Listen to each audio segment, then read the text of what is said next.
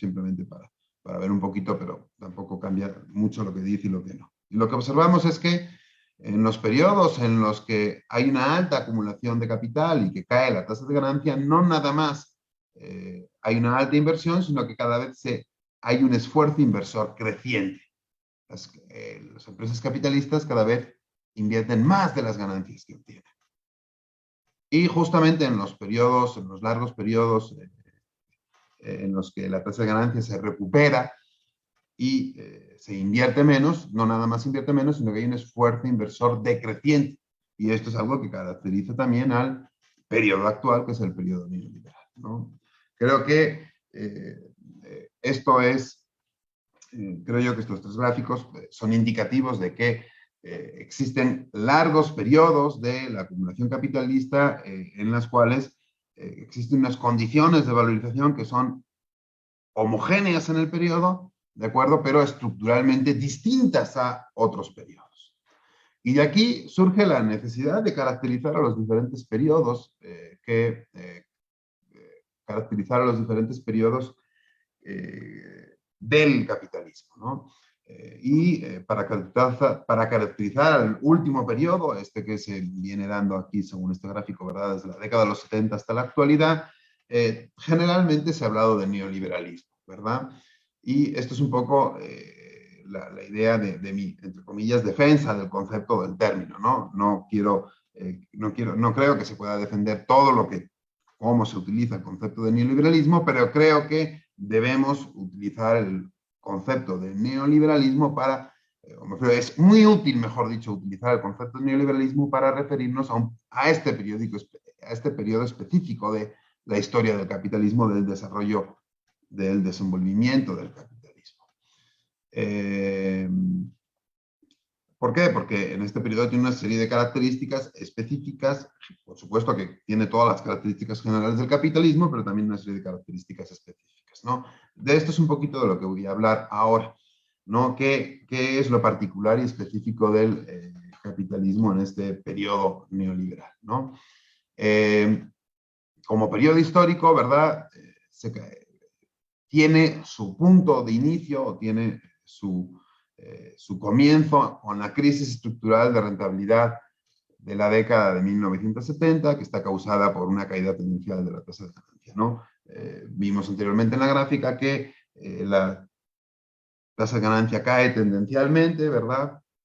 Y provoca la tradicional, la que caracteriza más como la crisis estructural de rentabilidad, y a partir de ahí hay una crisis de reproducción del capital y una necesidad de reproducir o de cambiar las condiciones estructurales bajo las cuales el capital se valoriza y se acumula.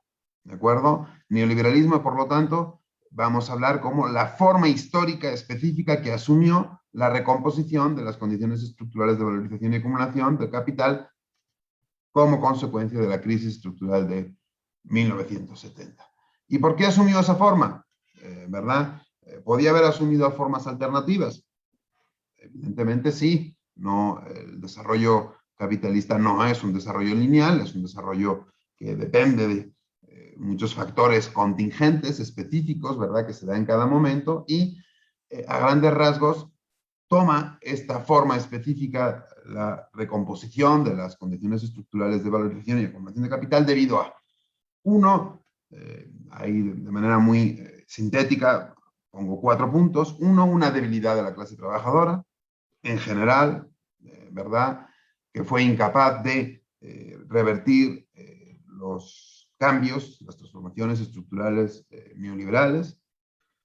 Un resurgimiento de los mercados, instrumentos y empresas financieras que se había dado antes del neoliberalismo, desde la década esencialmente de los años 60, adquieren un mayor poder, peso, ¿verdad? Por determinadas transformaciones que se estaban dando, fundamentalmente por una preglobalización. No voy a entrar porque si no es un poco complicado, ¿no? Un reforzamiento, en tercer lugar, un reforzamiento de la hegemonía de Estados Unidos y de las corporaciones transnacionales, que se vincula con lo anterior. Si hay más corporaciones transnacionales, se requieren más mercados, instrumentos y empresas financieras que operen a nivel internacional. Y otra que también se vincula con el primero, ¿verdad? Es el papel activo de los Estados-nación en los organismos económicos internacionales en la imposición violenta, ¿verdad?, de la transformación neoliberal. Hay, ¿verdad? Y aquí, con esto quiero comentar, ¿no? A veces el neoliberalismo se considera o se define más como una ideología o como un modelo económico. No lo creo, ¿no? No se trata de eso, no creo que sea la mejor definición, no es una definición útil en mi opinión, por lo menos no para la economía marxista.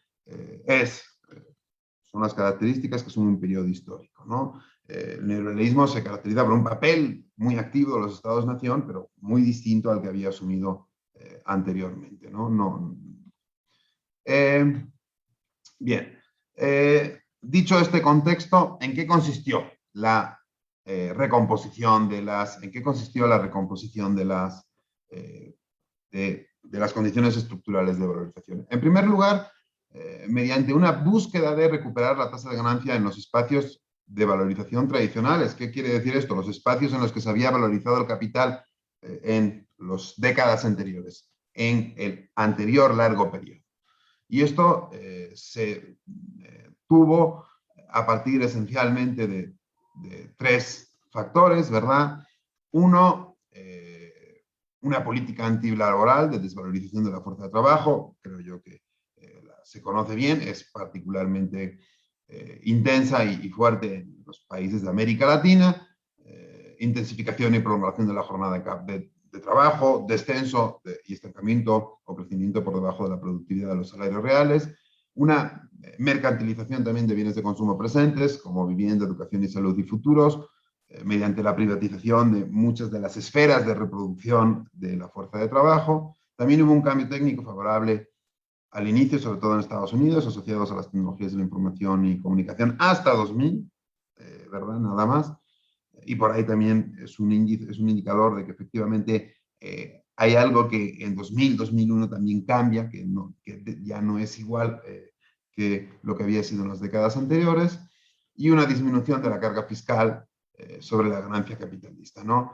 Esto lo ilustro aquí, a partir de tasa de ganancia para México y Estados Unidos. Hay una caída, ¿verdad? Tanto en México como en Estados Unidos, y luego posteriormente hay una ligera recuperación en Estados Unidos, un estancamiento, no sigue la caída en el caso de México. No tengo la gráfica aquí de la tasa de ganancia, a ver. Ah, sí, aquí la tengo, ¿no? Sí, de hecho está invertida. Bueno, la tasa general de ganancia después de impuestos no cae igual, y eso es algo que es incluso previo, debido fundamentalmente a la reducción de la carga fiscal sobre las empresas, y es una de las formas en las que se amortigua también desde la década de los 70 esta caída tendencial de la tasa de ganancia, ¿verdad? Insisto, todo esto va vinculado a la recuperación de la tasa de ganancia en los espacios de valorización tradicionales. El segundo aspecto sería la apertura de nuevos espacios económicos y geográficos de valorización productiva, ¿verdad? Y cuando hablamos de económicos, pues hablamos de privatización del sector de empresas públicas, destrucción de formas no capitalistas de producción y desregulación de la movilidad del capital productivo y mercancías, es decir, una ampliación de los espacios geográficos de valorización productiva del capital que se ven beneficiados pues, tanto por el derrumbe del bloque soviético como con la apertura al mercado mundial de China. Y esto bueno, para el caso de Estados Unidos, lo muestro aquí. Tenemos, ¿verdad?, los flujos externos de la economía de Estados Unidos con el resto del mundo, ¿verdad? Y son flujos relativamente constantes y bajos, ¿verdad? Pero que a partir de la inversión aquí cae, etcétera, pero que a partir de la década de los 1980 empieza a crecer de manera acelerada, simplemente como una forma de caracterizar este cambio estructural de las economías capitalistas. En tercer lugar, hay una reactivación de los espacios de valorización no productiva que tiene que ver con la desregulación de los mercados financieros, la permisividad a la creación de nuevos instrumentos financieros, la liberalización de los movimientos de capital en dinero, específicamente a nivel internacional, que conduce a una hegemonía, lo que conocemos como una hegemonía de las formas no productivas de valorización del capital. Y esto se muestra también en un incremento en las tasas de interés reales, que se acompaña de estas políticas monetarias de control de la inflación, ¿verdad? Atacar la inflación cueste lo que cueste para que las tasas de interés reales sean positivas, tengan altos niveles. Esto implica un incremento en la carga de intereses sobre las empresas y una gestión empresarial que cambia también hacia maximizar el valor accionarial de las empresas, que supone un incremento en el pago de los dividendos y una reducción, por lo tanto, de las ganancias que retienen las empresas.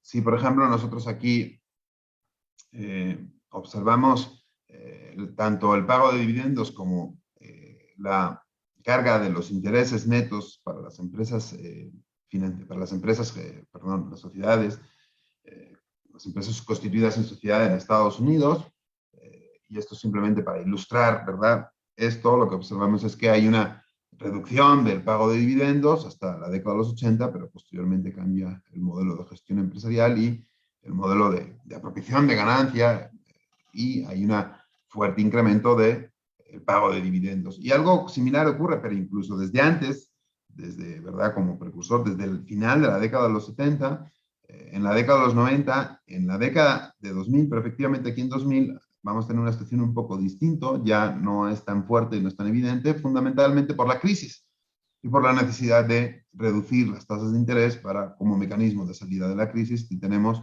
cargas de los intereses reales que ya no alcanzan los elevados niveles de la década de los 80, que condujo a la crisis no nada más de las empresas, sino también, como bien sabemos, de los países, ¿verdad? Y en América Latina en particular. Este es un pequeño diagrama con el cual resumo un poco, estos son los tres mecanismos, ¿verdad?, de reestructuración neoliberal que van a conducir a tres características específicas de la reestructuración neoliberal, que es la precarización laboral, la globalización neoliberal y la financiarización. ¿De acuerdo? Estos tres son tres características que forman parte del neoliberalismo, ¿de acuerdo? Son tres características del neoliberalismo y que conducen a una cuarta característica, que es la inhibición de la acumulación productiva.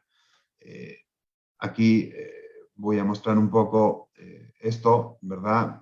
La precarización laboral, evidentemente la precarización laboral se muestra en una caída en los salarios reales a partir de, aquí empiezan en el 70, ¿verdad? Pero pues en negro está México, el salario mínimo, lo que cae el salario manufacturero, ¿verdad?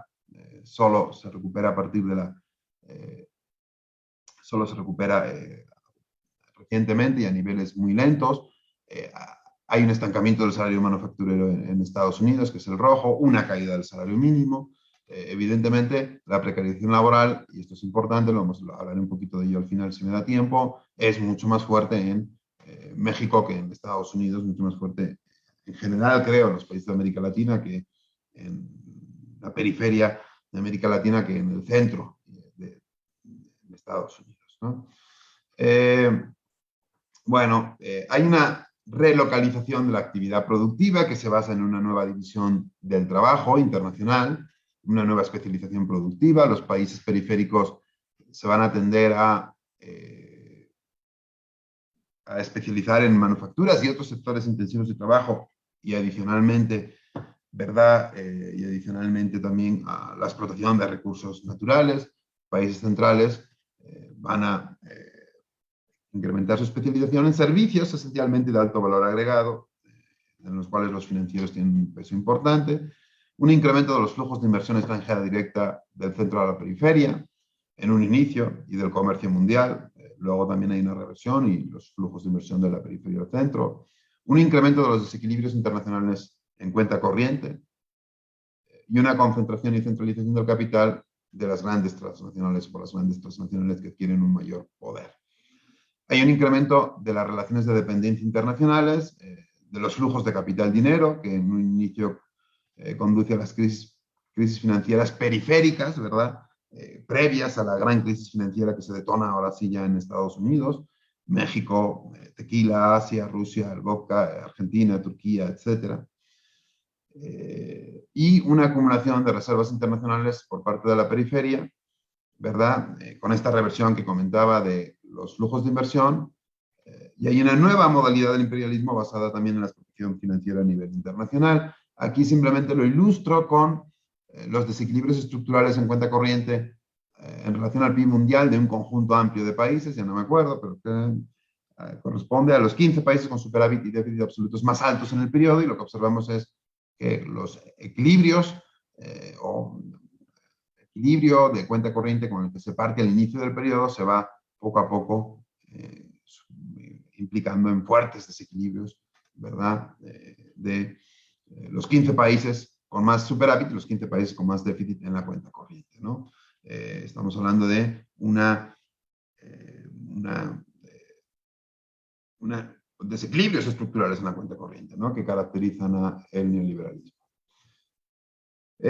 Finalmente, el último, digo, esto tenía que ver con la precarización laboral, globalización neoliberal, y finalmente relacionado con la financiarización, lo que tenemos es una autonomía relativa de lo que, digo, se conocen como las finanzas o las formas no productivas de valorización del capital, quizá, o financieras de valorización del capital. No es, implica una expansión cualitativa y cuantitativa de la esfera de los mercados financieros, una hegemonía de las formas de valorización no productivas del capital, capital como propiedad, capital dinero y capital accionario frente a las formas productivas de valorización. Pero bueno, preferencia no neoliberal por las formas financieras de obtención de ganancia y por la acumulación de capital bajo la forma de dinero. Y aquí hay los mecanismos especulativos de valorización también empiezan a adquirir peso, ¿no? Especulación que supone una inestabilidad sistémica. Es parte de la caracterización de. Hay una transformación de los mercados financieros, se desarrollan los mercados financieros directos en detrimento del financiamiento bancario, se reorienta la actividad de la banca comercial, se introducen nuevas prácticas bancarias, hay enmascaramiento del riesgo, hay ganancia por cobro de comisiones y otra serie de cosas que, bueno, no puedo profundizar, pero que forma parte de los cambios. Y aquí, simplemente también para ilustrar, les muestro un cálculo que tengo hecho sobre la rentabilidad del capital como actividad, es decir, la rentabilidad del capital en su forma de capital productivo, capital comercial, frente a la rentabilidad del capital como propiedad, fundamentalmente el capital accionario bajo la forma de acciones, el capital bajo la forma de bonos, de deuda, etcétera. Y lo que observamos es que, ¿verdad? Lo que caracteriza a la segunda etapa de la anterior ola es una rentabilidad del capital como actividad superior al capital como propiedad, pero que esto se revierte de forma grande, ¿verdad?, en el neoliberalismo, en la cual la rentabilidad del capital como propiedad es muy superior a la rentabilidad del capital como actividad. Esto entra en crisis, pero parece que no lo suficiente como para que esta característica no vuelva a aparecer. Bueno, y aquí simplemente hablo de la inhibición neoliberal de la inversión productiva, que es el mismo gráfico que presenté, el tercero de los grandes de los gráficos, como cae, ¿verdad? El esfuerzo inversor, y este fenómeno se llama la inhibición neoliberal de la acumulación productiva. Y aquí quiero pasar a hablar de México, ¿verdad? Pero voy a pasar a hablar muy brevemente, perdón, mis diapositivas están en inglés, voy a intentar máximo 10 minutos, espero que no sea un problema, hablar de máximo 10 minutos, hablar un poco sobre México. ¿Y aquí qué es? ¿Qué es lo que quiero decir? Bueno, pues en realidad, en los países periféricos o en un país particular, en realidad, en un país particular, pero en específico en un país México, la reestructuración neoliberal asume características generales de la reestructuración neoliberal a nivel mundial, pero adicionalmente tiene una serie de características particulares específicas, de acuerdo con las que se inserta. A grandes rasgos, la precarización, precarización laboral, hablé de ella anteriormente, es mucho más radical, mucho más, por así decirlo, mucho más fuerte que en otros países, en el caso de México. La apertura externa también es altamente indiscriminada e implica una nueva articulación subordinada al mercado mundial, distinta a la articulación subordinada que había habido en el periodo anterior. Y en el caso particular de México, a diferencia de otros países, sobre todo del Cono Sur, se basa fundamentalmente en la especialización en industrias manufactureras de ensamblaje y de bajo valor añadido. ¿De acuerdo? México no produce, excepto petróleo, pero más allá de eso tampoco ya es superavitario en petróleo, no produce materias primas, no produce commodities, no es lo que determina su comercio exterior, es esencialmente, y en eso pues, quizás se parece a los países de Centroamérica, es esencialmente una plataforma de exportación de bienes industriales a Estados Unidos. Hay una fuerte dependencia de la economía de Estados Unidos, una gran debilidad del mercado interno. El Estado dejó de promover el desarrollo, hay una política económica del Estado que está subordinada a los intereses del capital transnacional, nacional y extranjero. Las etapas no creo que sean tan relevantes. Bueno, aquí vemos la apertura externa, de cómo a partir del 81 crecen los flujos de importaciones, exportaciones, etcétera. No quiero darle mucho más importancia. Los incrementos de las exportaciones de maquila, que es como llamamos a esta industria manufacturera exportadora de bajo valor añadido. Bueno, balance comercial, la balanza comercial siempre deficitaria, parece que estamos revirtiendo esto en los últimos años, recientemente, pero siempre ha sido una característica estructural, excepto tras las grandes crisis devaluatorias, de manera muy particular, pero luego siempre es una balanza, o sea, es una balanza deficitaria. También para el conjunto de la manufactura, aunque bueno, es superavitaria para la maquila, pero para el resto no. Bueno, aquí me quiero centrar nada más en... son gráficas no tan sencillas de leer, pero no son tan... pero que son altamente interesantes. Me quiero centrar nada más en unas pocas de ellas, ¿no? Son gráficas de dispersión en la que los puntos corresponden a, ¿de acuerdo? Los puntos corresponden a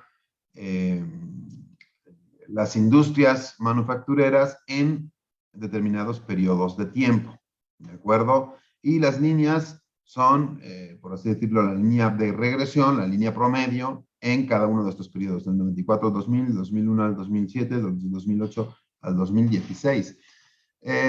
Aquí simplemente lo que se muestra es que cuanto más abierta es un sector, más negativo es su balanza comercial. En el caso de México. ¿De acuerdo?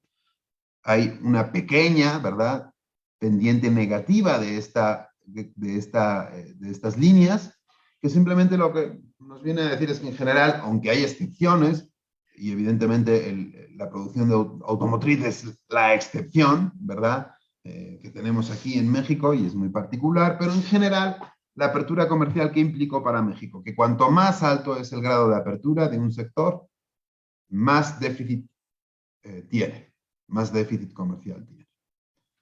Eh,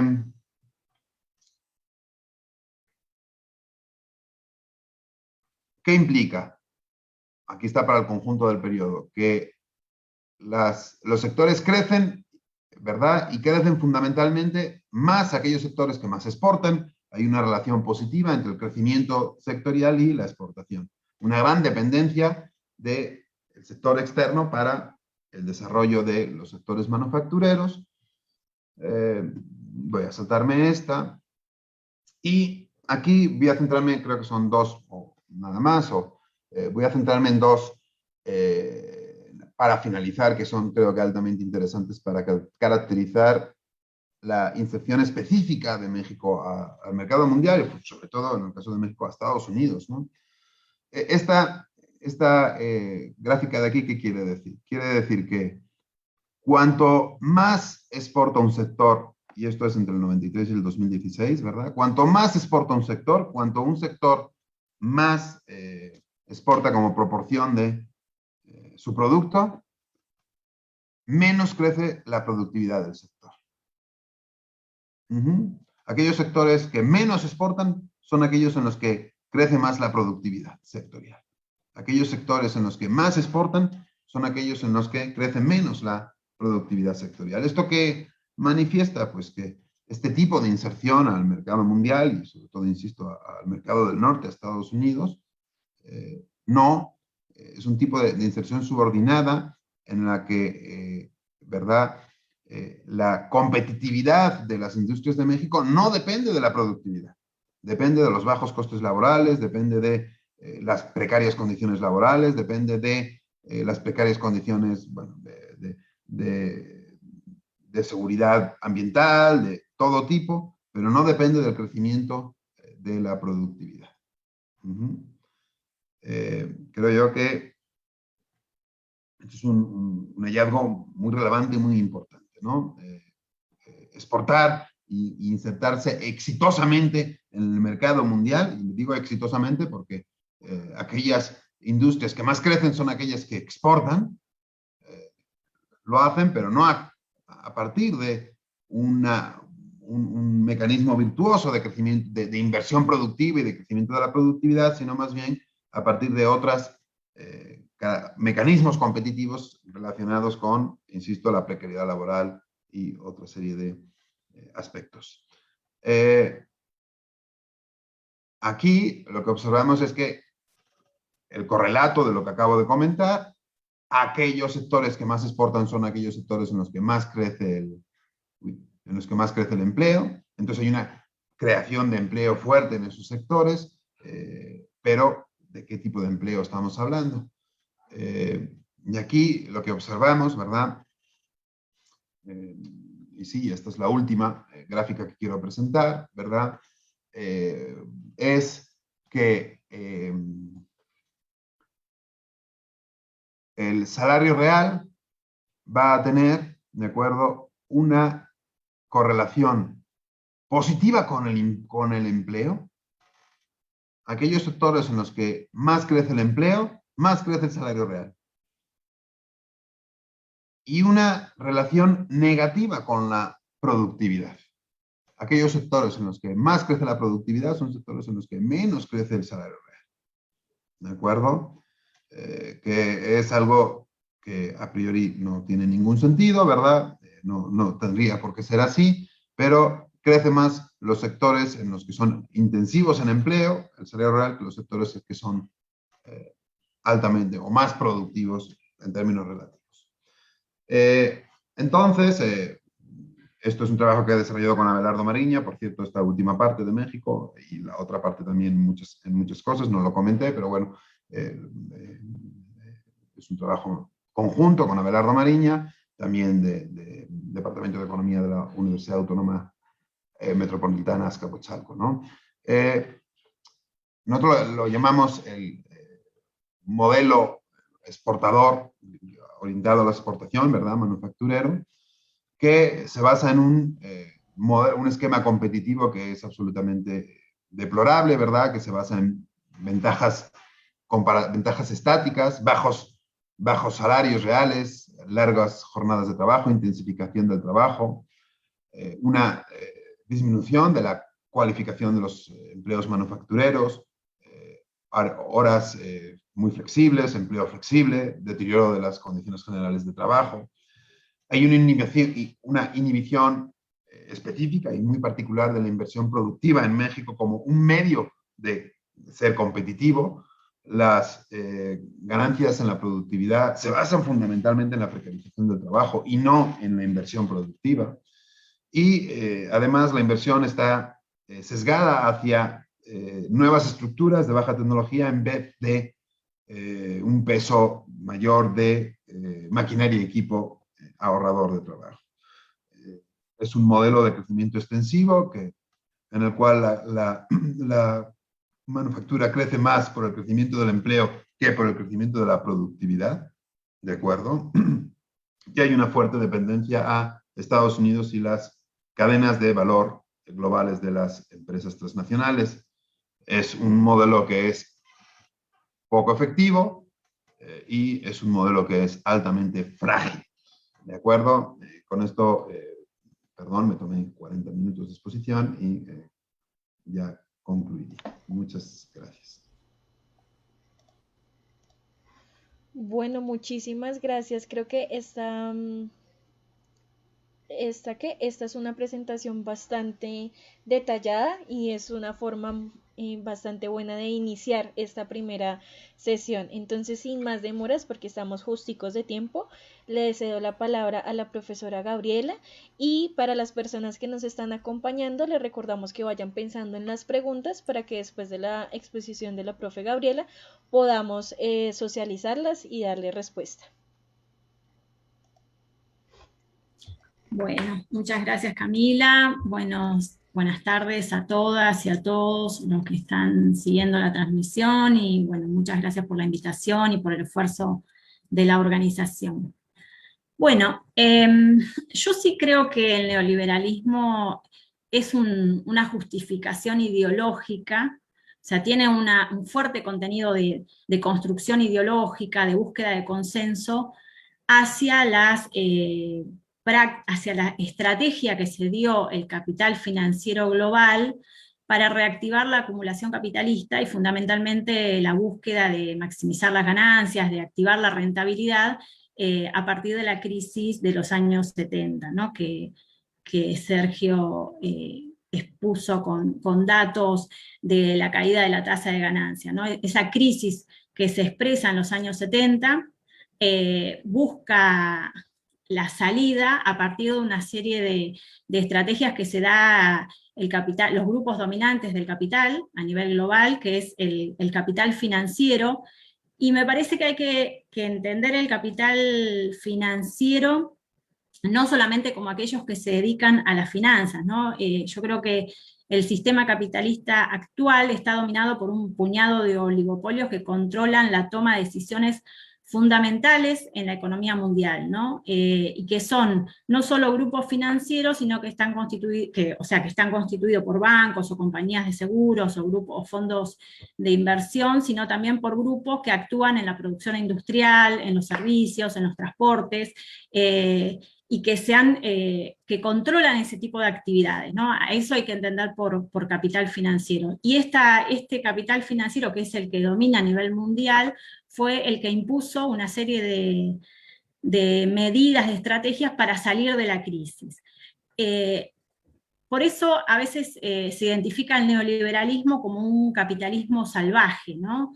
Como un capitalismo que busca la maximización de las ganancias, la rentabilidad, los negocios en todos los aspectos de la vida social, económica y social, o sea, convirtiendo, no sé, lo que era la educación pública, la salud pública, en negocios privados, y que podría haber otro capitalismo más controlado, más regulado, más civilizado, un capitalismo bueno, y sobre todo ahí, en la actualidad hay propuestas en ese sentido, ¿no? Ha surgido la Internacional Progresista, que busca plantear que el capitalismo se puede controlar, que se pueden tomar otro tipo de medidas y demás. En realidad es una falsa alternativa, ¿no? El capital, en su búsqueda de su valorización, el capital es una relación social de explotación, y esto quiere decir que la riqueza, el valor nuevo surge de la explotación de los asalariados, de los trabajadores. Entonces el capital busca permanentemente, como mostraba Sergio en las últimas placas que mostró de México, buscar la rentabilidad, la producción de plusvalor explotando a los trabajadores. Entonces, no hay una opción de un capitalismo bueno. Cuando el capitalismo ha dado, se han generado reformas que han sido favorables a las clases trabajadoras, han sido producto de la lucha de las clases trabajadoras, de la organización de las clases trabajadoras, de asalariados, de campesinos, de las clases populares que han luchado y han logrado arrancar esas mejoras para sus condiciones de vida y de trabajo. Entonces, el capital busca permanentemente esta maximización de ganancias, y esto llevó a que a partir de la crisis de los años 70, el capital financiero, el imperialismo, porque es el capital que domina a nivel mundial, llevó a una serie de medidas que han sido mostradas por Sergio, así que yo voy a nombrarlas brevemente, pero que buscaban esa recomposición de la rentabilidad y sobre todo doblegar la lucha de la clase trabajadora, de las clases populares a nivel mundial. Recordemos que los años 60 fueron una década de gran conflictividad social en todo el mundo, ¿no? En los países centrales, en los países desarrollados, pero también en los países del llamado tercer mundo, ¿no? De nuestros países en nuestra América, la Revolución Cubana en el 59, que mostraban que podía haber otro camino, ¿no? Que podía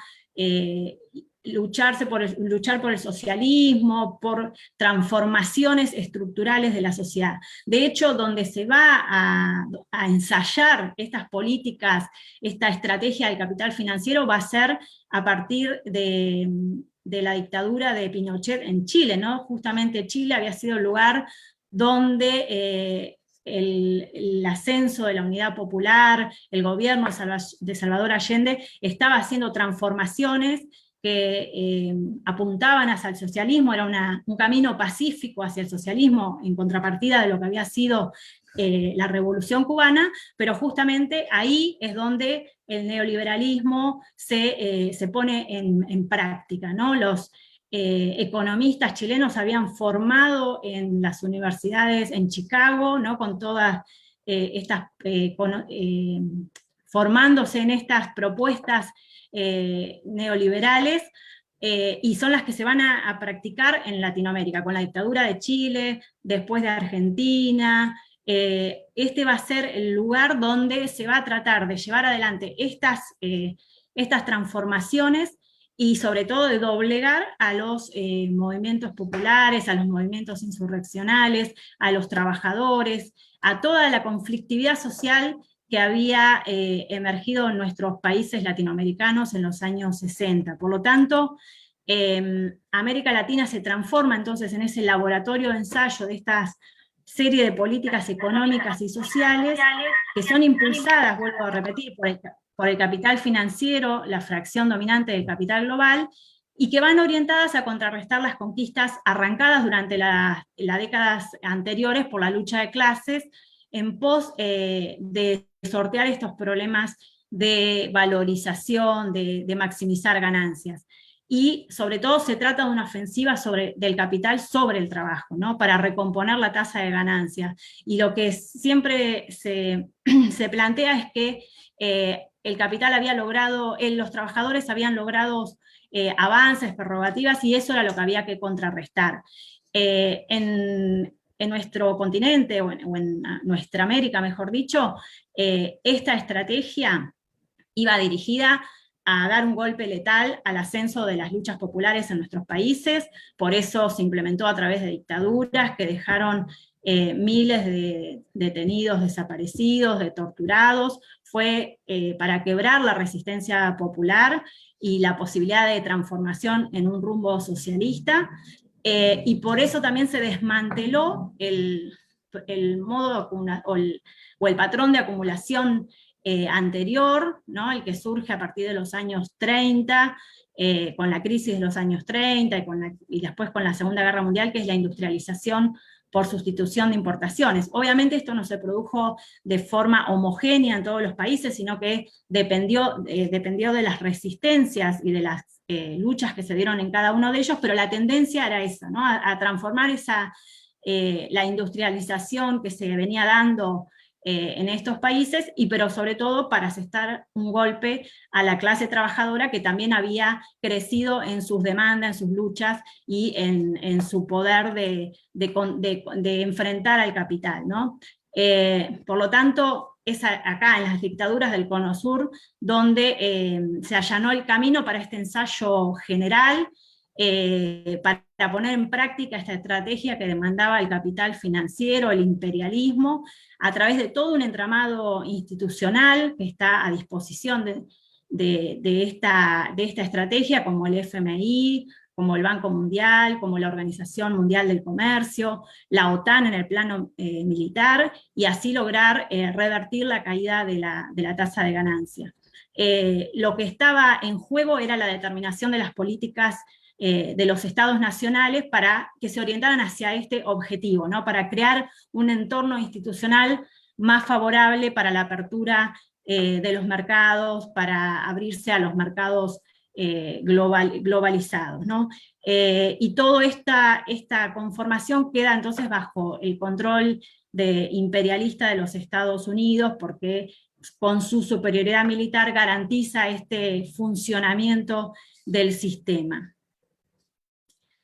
Por ejemplo, el escritor argentino desaparecido Rodolfo Walsh lo deja muy claro a un año del comienzo de la dictadura militar en la Argentina, ¿no?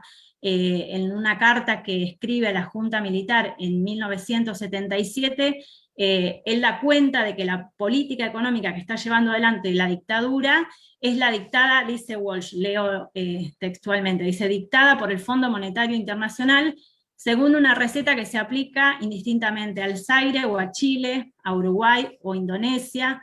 La política económica de esta junta solo reconoce como beneficiarios a la vieja oligarquía ganadera, la nueva oligarquía especuladora y a un grupo selecto de monopolios internacionales encabezados por la ITT, la ESO, las automotrices, la Siemens, dice, están ligados personalmente, bueno, sigue la carta, pero lo que quiero marcar es que ya es una estrategia imperialista la de llevar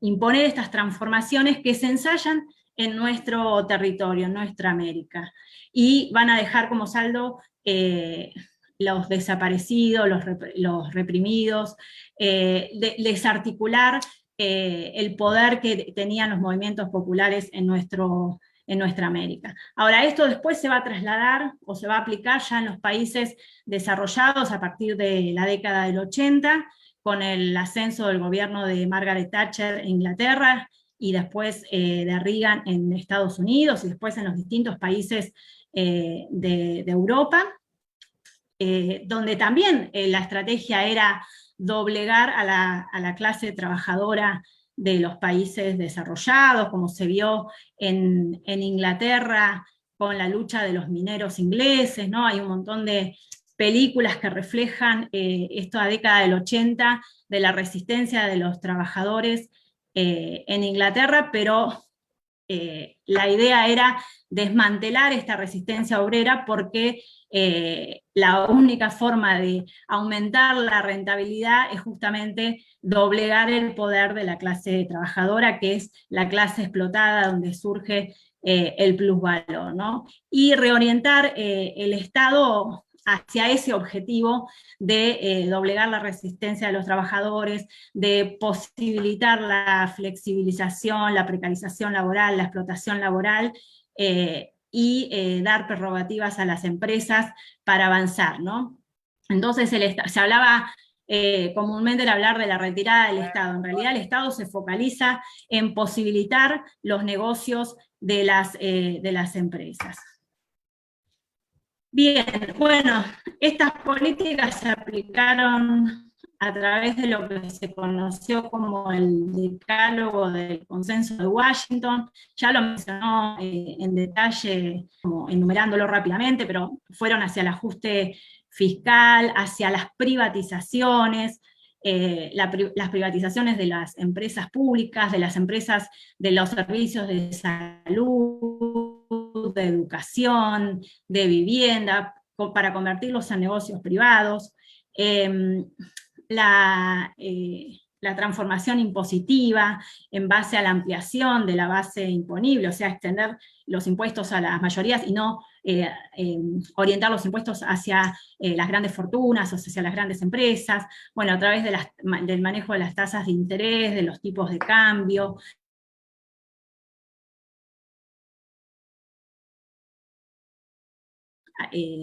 para el ingreso, la apertura comercial, ¿no? Para que ingresaran las mercancías de los países desarrollados. Eso permitió o posibilitó que lo que se producía, las pequeñas industrias no pudieran competir y cerraran en muchos casos. Se generó desocupación, una legislación favorable a las inversiones extranjeras, ¿no? Posibilitar que las empresas extranjeras vengan a los países con donde no se los puede juzgar por contaminación, por los desastres que puedan hacer. La legislación, los tribunales están fuera de nuestros países. Se les rebajan impuestos, se les dan todas las prerrogativas para que puedan fluir las ganancias hacia sus casas matrices, sin que lo que acumulan en nuestros países sea reinvertido en estos países. Bueno, se les da toda la apertura a la iniciativa privada, ¿no? La de regular la economía. Se dan todas las condiciones para que las empresas transnacionales avancen en la sobreexplotación de los trabajadores, en la búsqueda de maximizar ganancias. Este decálogo después fue transformado a partir de las resistencias que surgieron en nuestros países, ya desde temprano, en el 94, con la emergencia del zapatismo, con las luchas contra las reuniones de la Organización Mundial del Comercio, con la batalla de Seattle, las movilizaciones en Argentina, en Ecuador, en los distintos países. Entonces ahí se empezaron a transformar, pero ya las bases estructurales de apertura comercial, financiera, de las contrarreformas laborales, impositivas, previsionales, ¿no? Hicieron negocios también con las jubilaciones y las pensiones. Eso fue ya establecido a partir de la década del 70, se va desarrollando en los 80, no, vuelvo a decir, no de forma lineal, no de forma homogénea, sino que eso va dependiendo de las distintas relaciones de fuerza en cada uno de los países. Y sobre todo otro mecanismo importante de esta subordinación de las economías latinoamericanas a la lógica imperialista, ¿no? A la acumulación de capitales bajo el control de la fracción del capital financiero, va a ser la deuda pública, ¿no? Todos nuestros países están profundamente endeudados, y esta deuda pública, que se está transformando en una deuda eterna, lleva a transferencias de recursos permanentes y sobre todo a que el FMI pueda controlar y estar imponiendo políticas económicas en cada uno de nuestros países. Hay una frase del propio FMI que dice, lo leo, dice: cuando un país obtiene crédito del FMI, el gobierno se compromete a ajustar la política económica para superar los problemas que le llevaron a solicitar la asistencia financiera a la comunidad internacional. Son los propios problemas que generan estas medidas que impone el capital financiero, ¿no? Dice, las condiciones de estos préstamos también sirven para cerciorarse de que el país será capaz de reembolsar los recursos al FMI. En los últimos años el FMI ha simplificado la condicionalidad para fomentar la identificación de los países con las políticas sólidas y eficaces. O sea, es el FMI quien teledirige qué debe hacer cada país, ¿no? Y incentiva la contrarreforma laboral, imposta, previsional, etc. Por lo tanto, estamos ante un ajuste permanente, ¿no? Desde los años 70 hasta ahora son políticas de ajuste porque todo recae sobre el ajuste de las clases laboriosas, de las clases trabajadoras, la pérdida de conquistas sociales y democráticas, ¿no? La pérdida de acceso a servicios básicos, a infraestructura, a salud, a educación, sobre todo ahora con la pandemia. Esto ha sido dramático, ¿no? Cuando nos hemos encontrado con sistemas públicos y de sanidad totalmente desmantelados, donde no había respiradores, donde no había mascarillas, producto de la mercantilización, de la privatización, donde ningún país latinoamericano, a excepción de Cuba, ha podido desarrollar una vacuna propia, porque no ha tenido el desarrollo tecnológico de investigación que era necesario, porque eso ha sido desmantelado en todo este proceso que brevemente hemos tratado de describir. Entonces, es la salida a la crisis lo que lleva a la aplicación de estas medidas, y es a su vez la crisis del 2008 la que demuestra que esto ha fracasado. Esta crisis que surge en el 2008, que es una crisis financiera, en realidad es una crisis de la economía capitalista, crisis que no ha sido superada, porque la salida a la crisis del 2008 ha sido continuar con estas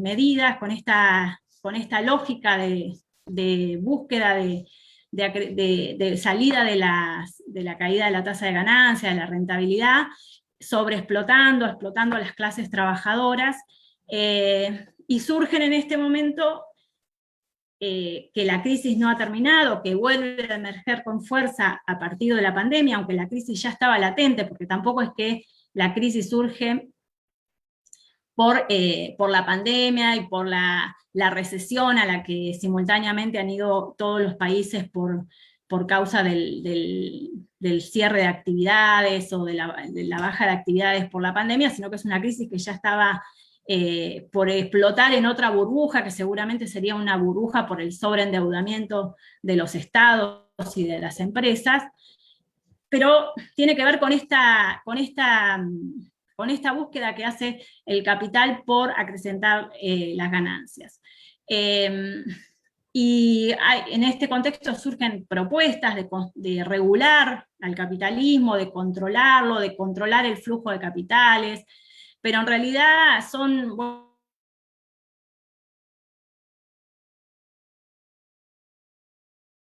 cuentas, sino que vive en estas contradicciones y serán la lucha popular, las organizaciones de los colectivos sociales, los trabajadores, los pueblos, los campesinos, los que deberán confrontar para lograr mejores condiciones de vida, para lograr reformas y ojalá también para transformar un modelo de producción, de distribución, relaciones sociales que se basan en la explotación de los pueblos y de los trabajadores, y no en la búsqueda de una vida más digna. Vivimos en un modelo que está, como decía Marx, no solamente explotando o expoliando a su fuente de riqueza, que son los asalariados, sino también a la naturaleza, ¿no?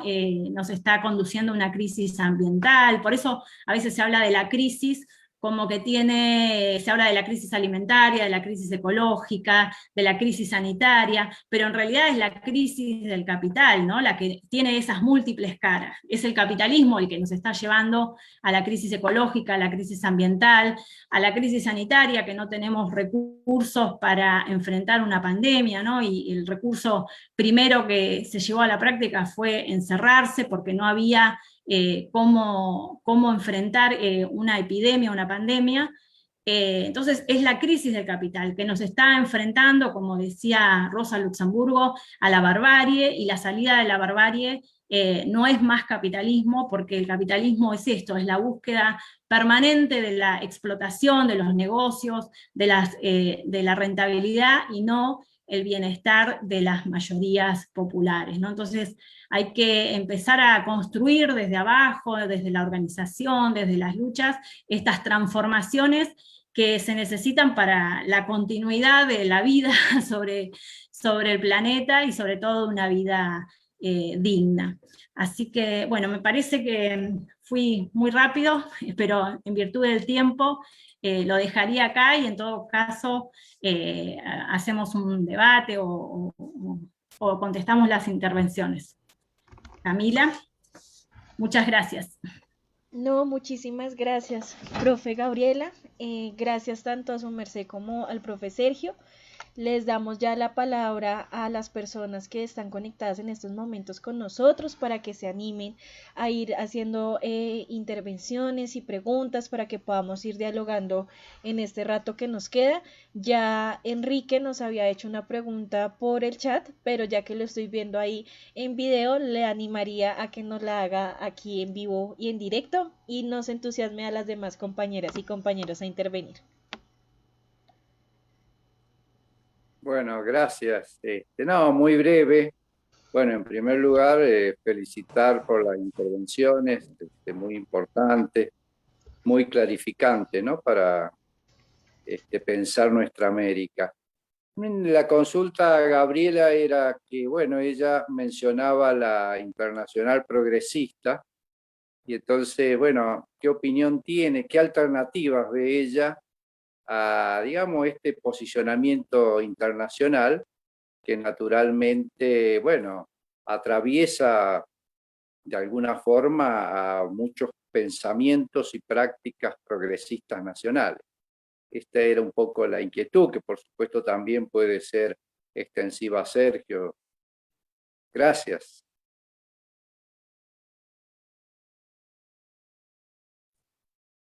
¿Hacemos una rueda de preguntas o vamos contestando?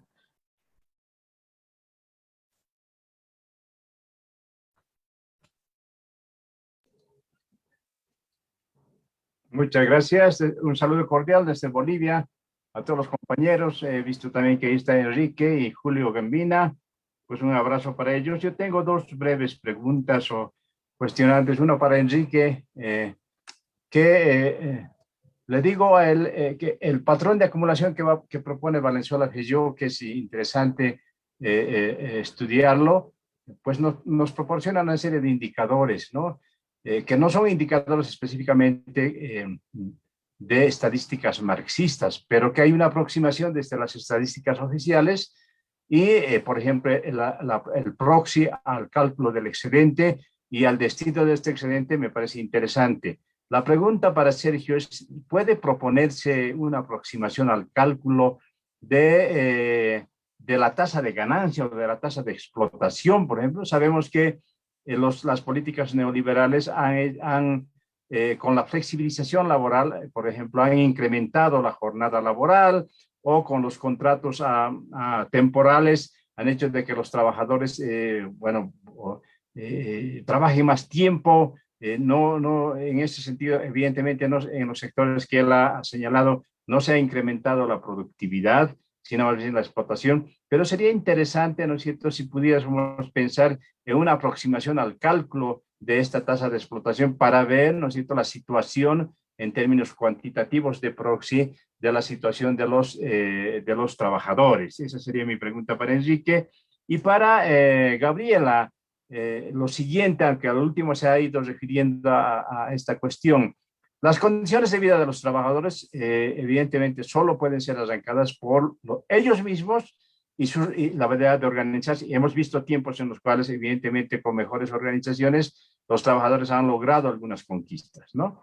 Estos avances de los trabajadores, evidentemente, fueron frenadas, como el caso de Chile, con el asesinato, ¿no es cierto?, de un líder de Allende, y con el asesinato además de muchos otros dirigentes, trabajadores, en jornadas bastante crueles. Entonces, se dejó esta posibilidad de volver a la lucha como que dos generaciones después, en el caso de Chile y en el caso de otros países también, por ejemplo, en mi país, como que dos generaciones empezaron a sublevarse, a levantarse, ¿no? El caso de Chile creo que empezó justamente por un sector de la educación, sí, por jóvenes que inicialmente reclamaron una educación gratuita y de calidad, etcétera, etcétera. La pregunta es la siguiente, Gabriela. ¿Es el liderazgo de los nuevos levantamientos que se están viendo hoy están concentrados en una clase media, y esta clase media tiene una sólida formación ideológica y política, o es que más bien, bueno, como hay las críticas a la clase media, es tambaleante, ¿no es cierto?, en términos de su propia formación, y el sujeto, dependiendo cómo consideras tú el sujeto, está como que básicamente en reivindicaciones muy sectoriales, muy de salarios, salariales, ¿no? O nosotros, los que estamos en la academia haciendo trabajo intelectual, no estamos contactándonos con ellos para poder entender las posibilidades de la construcción y el fortalecimiento de este sujeto. Esa sería mi pregunta. Muchas gracias, gracias.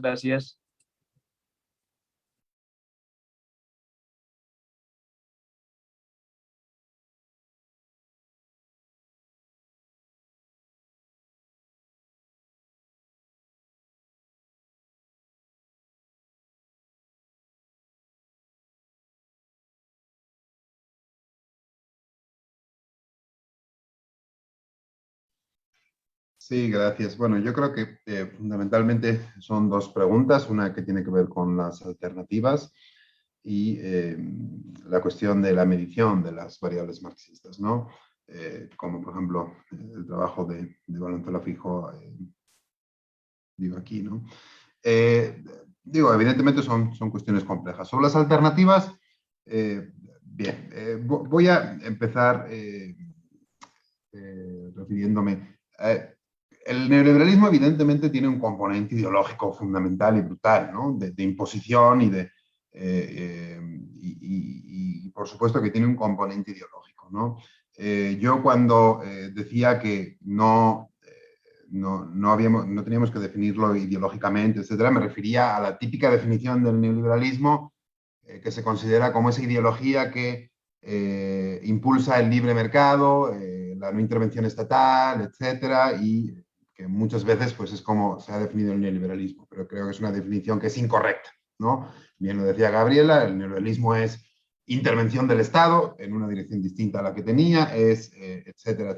Y bueno, en ese sentido, esa definición es a lo que me refería, pero por supuesto que sí, que tiene un componente ideológico y de imposición ideológica sobre los trabajadores, sobre los pueblos, etcétera, muy fuerte, muy importante.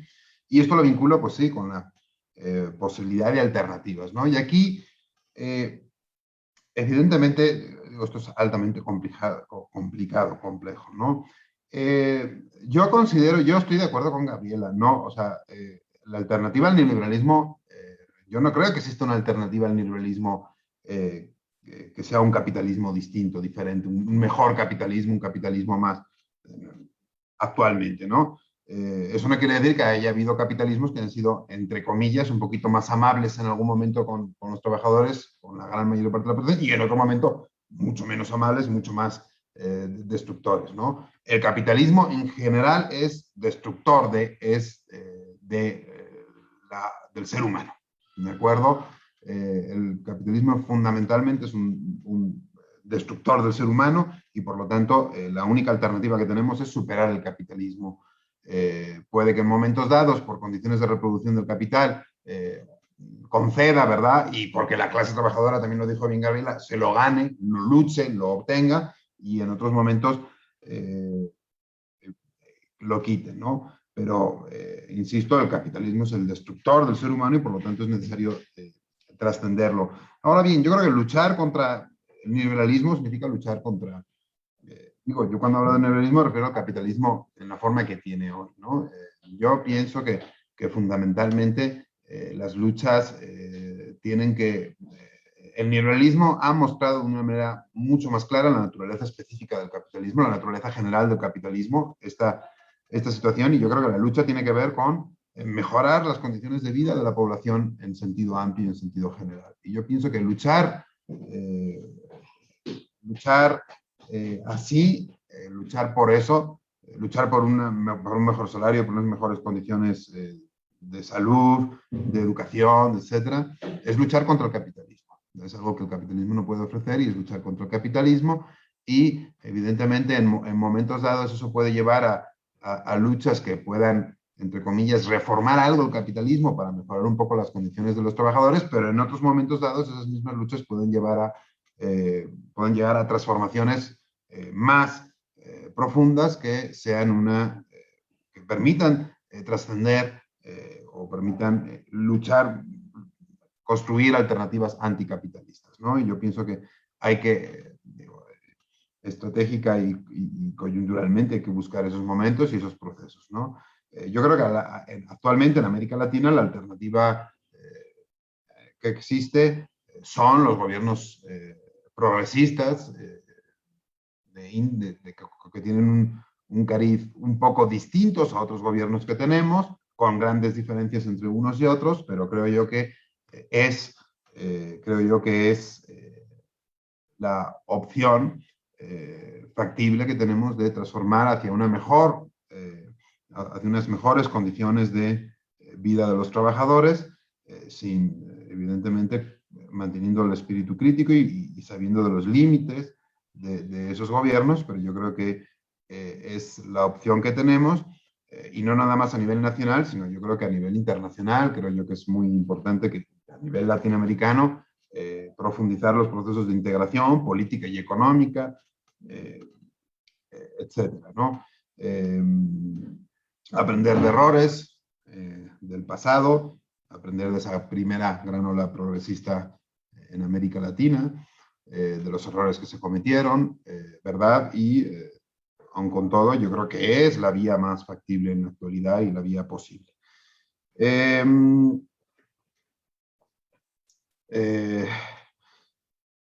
América Latina, afortunadamente, es siempre un pionero, ¿no? Y es siempre un lugar donde han comenzado grandes movimientos y grandes transformaciones sociales, desde las revoluciones de independencia, ¿verdad? Hasta la conformación de los estados-nación modernos en América Latina, hasta los otros grandes movimientos populares, guerrilleros, revolucionarios, etcétera. Entonces yo creo que es tiene las condiciones para un cambio, para un cambio que transforme, que sea totalmente anticapitalista, para una revolución socialista, ¿no? Creo que tiene las condiciones. Evidentemente no quiere decir que esté en el horizonte temprano, próximo, pero que yo creo que sí es posible, ¿no? Por muchas razones y por muchos factores, ¿no? Pero bueno, yo insisto, creo que más allá de trabajar en la organización política yo creo que esta escuela quizá forma parte de eso, de formación de cuadros, de formación de cuadros y de revolucionarios, ¿verdad? Que sirva para tener una organización política sólida, fuerte, que permita trascender, insisto, el capitalismo y transitar hacia sociedades postcapitalistas, socialistas. Yo creo que el horizonte ahora mismo es el de los gobiernos progresistas, con una, creo yo, que buena coyuntura en América Latina nuevamente, aprendiendo y corrigiendo errores, ¿no? Que también se realizaron. Es lo factible, y el otro nivel también hay que seguir trabajando, ¿no? Y sobre lo de las variables marxistas, yo creo que hay una doble discusión, ¿no?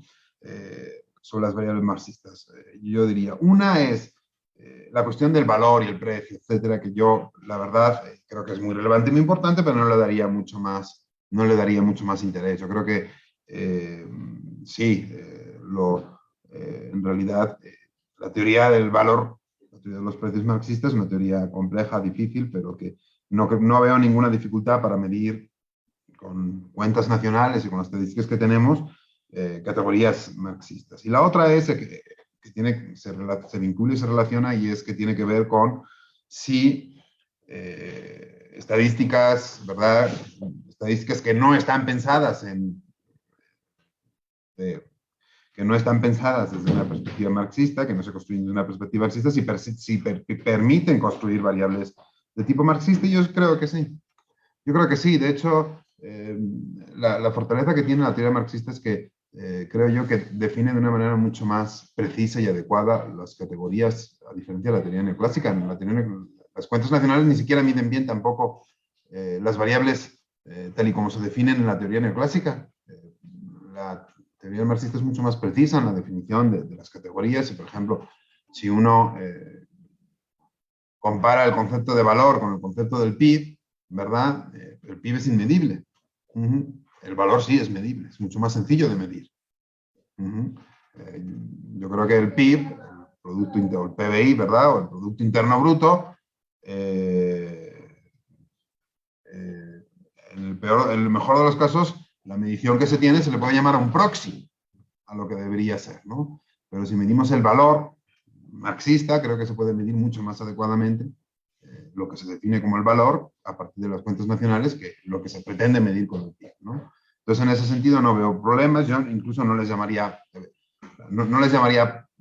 aproximaciones o proxies o así, sino que les llamaría, y les llamo directamente como lo que se está midiendo, porque creo yo que son, evidentemente cuando se mide hay errores, pero pues eso no es exclusivo de las variables marxistas, eso es en general de cualquier medición y de cualquier teoría, ¿no? Pero insisto, yo creo que incluso hay aspectos de variables marxistas que se miden mucho mejor que lo que se medirían las propias variables neoclásicas o las propias variables ortodoxas que se pretenden medir, y no habría problemas, y no creo que haya ningún problema para medirlas, creo que se pueden medir. Yo intento medir, o intentaba cuando tenía más tiempo, intento medir muchas, pero muchas de ellas, y evidentemente todo depende de la calidad de las estadísticas, etcétera, pero eso no es algo exclusivo del marxismo, sino de las variables marxistas, sino en general de las variables económicas, y no les llamaría proxies, les llamaría directamente por su nombre, ¿no? No diría que es una aproximación a la tasa de explotación, creo que podemos medir la tasa de explotación directamente, ¿no?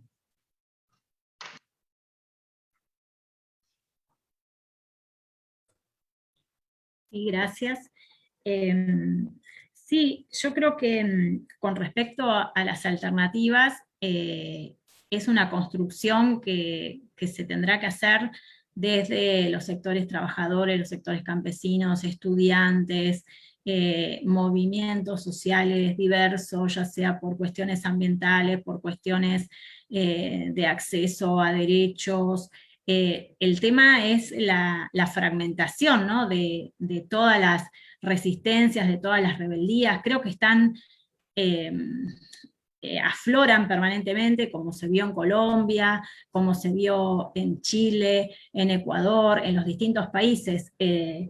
Nuestros países es donde, retomando la frase de Lenin, son el eslabón débil de la cadena imperialista, ¿no? Es donde se agudizan las contradicciones, porque lo que se mencionaba anteriormente de cómo se basa la extracción de plusvalor, en la sobreexplotación de los trabajadores, en los bajos salarios, en la falta de acceso a recursos, en el desmantelamiento de todo lo que ha sido público, de lo que ha sido común, colectivo.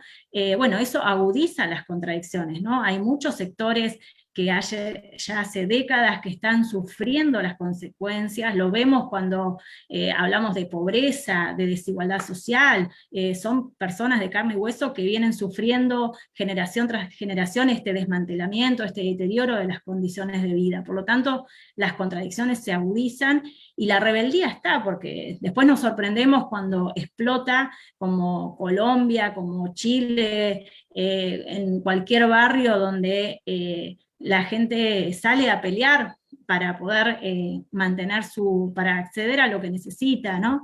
Entonces, el problema es que estamos fragmentados, ¿no? Hay resistencias fragmentadas que no logran constituir un internacionalismo, ¿no? La unidad, esto de la internacional progresista que preguntaba Enrique, en realidad es algo armado desde arriba. está Stiglitz ahí, ¿no? Un empresario que dice, bueno, no explotemos tanto porque esto va hacia el fascismo, ¿no? Están preocupados por una deriva fascista, y entonces quieren controlar un poco las finanzas, poner un poco aminorar la desigualdad social. Pero los cambios, el capital no va a ceder porque se convenza de que tiene que hacerlo, sino que es la lucha social, la lucha popular la que puede arrancar eso. Y en Latinoamérica se ve, Sergio mencionaba a los gobiernos progresistas, cualquier intento de soberanía, cualquier intento de construcción de soberanía, de controlar mínimamente la renta, de los recursos, de los recursos naturales, nuestros bienes comunes, implica una intervención, ¿no? Implica una intervención imperialista. Entonces hay que empezar a construir este internacionalismo de nuestros pueblos, de los trabajadores, en una perspectiva antiimperialista y anticapitalista. Pero bueno, venimos de las dictaduras, venimos de derrotas que ha costado mucho recuperarse de ahí, ¿no? Como dice Jameson, el capitalismo se ha construido como que no hay alternativa, ¿no? Que es más fácil imaginar una sociedad destruida totalmente y no una sociedad postcapitalista, ¿no? Entonces, una sociedad socialista, una sociedad en base a otras relaciones sociales, pero la fragmentación ha calado hondo en todas las sociedades, también en los países llamados desarrollados o centrales, ¿no? Hay diversidad de movimientos, de manifestaciones, de pedidos, pero lo que no se logra es la unidad de todas esas rebeldías, ¿no? De toda esa búsqueda de reformas, no logran canalizarse en una unidad que logre una lucha que desafíe el poder del capital en nuestros días, ¿no? De lograr ese internacionalismo, esa construcción. Por eso me parece a mí que es importante avanzar en la comprensión del mundo en el que vivimos, de las sociedades en las que vivimos, y utilizar esa teoría para la práctica, ¿no? Para lograr construir esta unidad y este internacionalismo de los que pelean, digamos. Y la rebeldía está porque eso se ve cuando la gente sale ya harta de tanto atropello, de tanto atropello, y el tema es cómo articular esas rebeldías, ¿no? Que me parece que es algo que no hay receta, sino que es la construcción popular lo que lo logrará hacer. Obviamente no haciendo tabla rasa del pasado, sino que para eso hay que conocer la sociedad actual, pero también conocer nuestra propia historia como países latinoamericanos, ¿no? De la constitución de los Estados-nación hasta nuestros días. Pero la tarea me parece que esa, es la articulación y la de construir un internacionalismo antiimperialista, anticapitalista. No sé si hay alguna otra pregunta, Camila. Gracias, profe. Pues yo también les preguntaría a quienes nos acompañan si tienen alguna otra pregunta o si vamos cerrando, porque vi ahí que una que otra compañera fue abriendo la cámara, entonces de pronto tienen alguna duda. Itzael, adelante. Hola, buenas tardes. Quizá no sé, bueno, me surgía la pregunta es la que sigue. Si hubiera límites, y cuáles son, o cómo se expresarían los límites de las formas no productivas de valorización del capital, ¿no? Asociado a este imperio de las finanzas, ¿no? Si en el neoliberalismo estas formas no productivas son las que toman la batuta, ¿habría límites a estas? Sobre todo pensando, bueno, en la concepción básica que es en el proceso productivo donde se forma nuevo valor, ¿no? Gracias. Gracias. Creo que puedo contestar muy rápido. No, sí, efectivamente hay límites. Las formas no productivas no generan valor, no crean valor adicional, solamente el capital productivo crea valor adicional, sin embargo se apropian de valor, ¿verdad? Y evidentemente la apropiación de valor depende de la creación de valor por parte de las formas productivas y va a estar siempre limitada.